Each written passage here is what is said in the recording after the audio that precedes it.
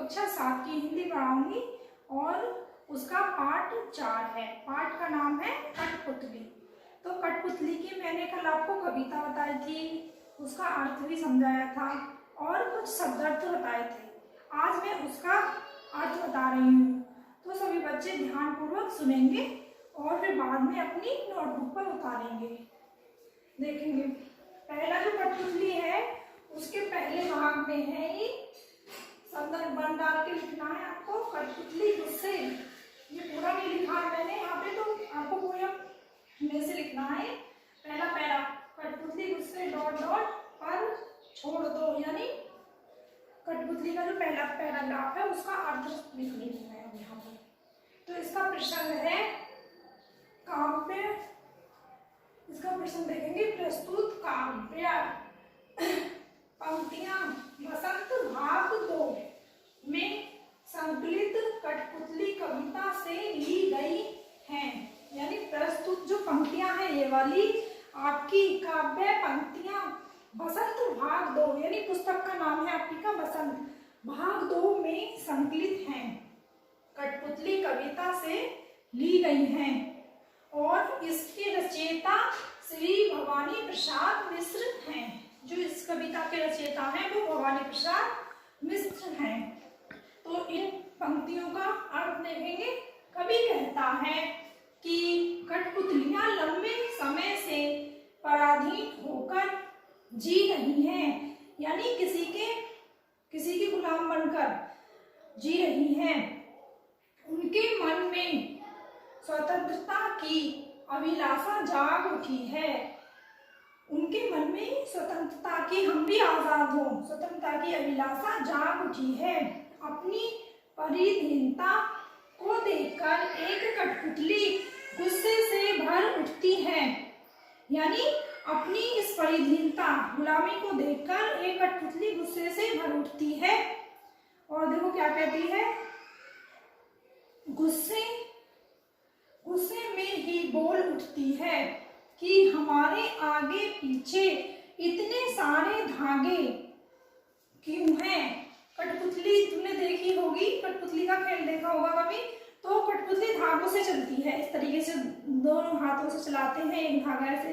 तो वो कठपुतली कह रही है कि हमारे आगे पीछे ये धागे क्यों हैं, अर्थात हमें बंधनों में क्यों रखा है, यानी हमें ऐसे बांधकर बंधनों में क्यों रखा है, क्यों हम पराधीन जीवन जीने को विवश हैं, यानी विवश हैं। वह स्वतंत्र होकर अपने पैरों पर खड़ी होना चाहती है, यानी कठपुतलियां कह रही हैं कि हम पराधीन जीवन जीने को विवश क्यों हैं, यानी मजबूर क्यों हैं पराधीन जीवन जीने को, हमें मतलब दूसरे ही क्यों चलाते हैं, हम स्वतंत्र, यानी हमें अपने पैरों पर छोड़ दो, स्वतंत्र छोड़ दो। कठपुतली ये कहना, स्वतंत्र होकर अपने पैरों पर खड़ी होना चाहती है, यानी वो आजाद होना चाहती हैं और कह रही है कि हमें अपने पैरों पर छोड़ दो, हम स्वयं चलेंगे। तो ये आपका फर्स्ट पैराग्राफ का अर्थ यहाँ पर खत्म हुआ। अब दूसरा पैराग्राफ का अर्थ देखेंगे।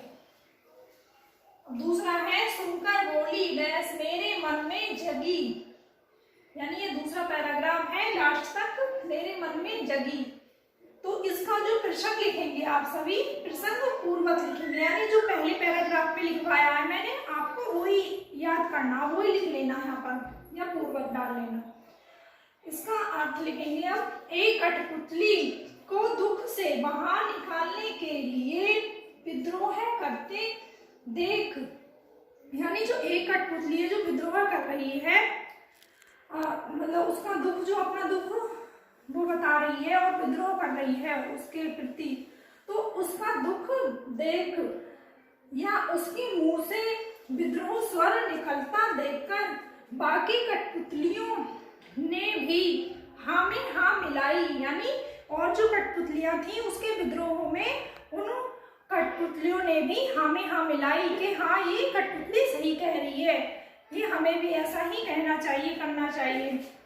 हाँ में हाँ मिलाई, वे कहने लगी हम भी बंधन मुक्त होना चाहती हैं, यानी हम भी बंधन मुक्त होना चाहती हैं, आजाद होना चाहती हैं।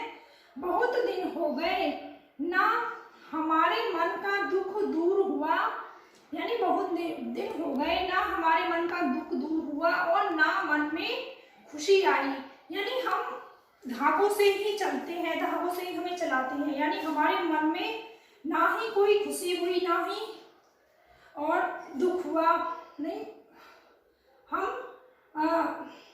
वो कह रही है यहाँ देखिए, हमारे मन का दुख दूर हुआ, यानी हमारे मन का दुख दूर नहीं हुआ है, ना ही हमारे मन में कोई खुशी आई है कि हम कुछ अपने मन से करें। इस तरीके से कह रही है। स्वतंत्रता सबको अच्छी लगती है, यानी आजाद होना, स्वतंत्रता सभी को अच्छी लगती है, सभी पशु पक्षियों को और इंसानों को भी। तो इस बात को वो यहाँ पर रख रही है, स्वतंत्रता सबको अच्छी लगती है, सभी स्वतंत्र होना चाहते हैं, परंतु जब पहली कठपुतली पर सबकी जिम्मेदारी आती है, जब पहली कठपुतली है जो बोल रही है स्वतंत्र होने के लिए, उस पर सभी कठपुतलियों की जिम्मेदारी आती है, तो वह स्वयं से प्रश्न करने लगती है, तो वह अपने आप से प्रश्न करने लगती है कि उसके मन में ये कैसी इच्छा जाग उठी, कि उसके मन में ये कैसी इच्छा जाग उठी। इस विषय में बिना सोचे समझे कदम उठाना उचित नहीं होगा। यानी इसमें ये बताया गया है इस कविता में कि जब पहली कठपुतली कहती है कि हमें आजाद कर दो, तो और भी कठपुतलियां उसकी हाँ में हाँ मिलाती हैं कि हाँ ये सही कह रही है, हमें भी आजाद होना चाहिए।